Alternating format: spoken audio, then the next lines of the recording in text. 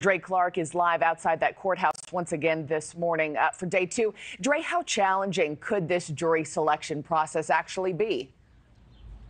Well, Markie, good morning to you. Lawyers, financiers, sales and marketing executives, city employees, and even a prosecutor from the Bronx were among the pool of prospective jurors questioned yesterday. And we did gain some insight into how potentially lengthy and challenging this jury selection process may be.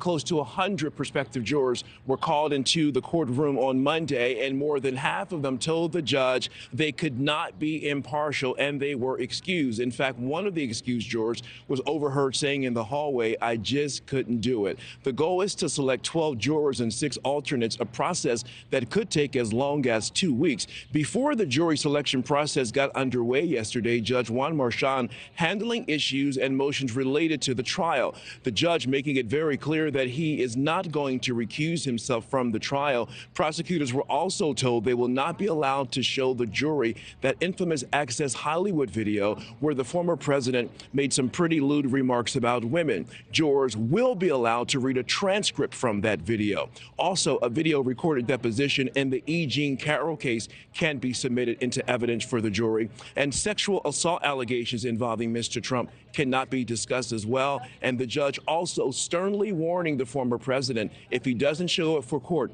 he will be arrested and jailed. Meanwhile, prosecutors asked the judge to hold Mr. Trump in contempt of court for violating a gag order after they claim he publicly said negative things about witnesses slated to testify at the trial. The judge set a hearing for next week to address that matter. Mr. Trump is charged with 34 counts of falsifying business records to help cover up hush money payments paid to Stormy Daniels through his former personal attorney, Michael Cohen, leading up to the 2016 election. Mr. Trump says this entire case is nothing more than a scam, and it's bad for America.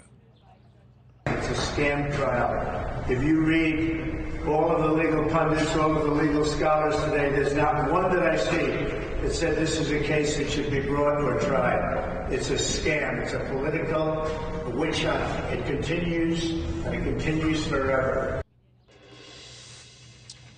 Now, following yesterday's first day of court, the judge actually was blasted by the former president, Mr. Trump, saying that he was very upset that the judge has decided that he will not excuse him from a day in court so that Mr. Trump can attend his son's high school graduation. Now, the judge said he has not made his determination on if he will grant Mr. Trump that excusal. However, the former president making it very clear that he doesn't even like the possibility of waiting to get that decision. He should be allowed to attend his son's graduation. Another decision the judge made definitively is that Mr. Trump will not be allowed to hear arguments at the Supreme Court next week regarding his presidential immunity case. Markie. Yeah, we know he'll be sitting there every day in court for the duration of the trial. Dre Clark, thanks so much. Thanks for watching, everybody. Go to joinnn.com to find NewsNation on your television provider. Also, don't forget to click that red subscribe button below to get more of NewsNation's fact-driven, unbiased coverage.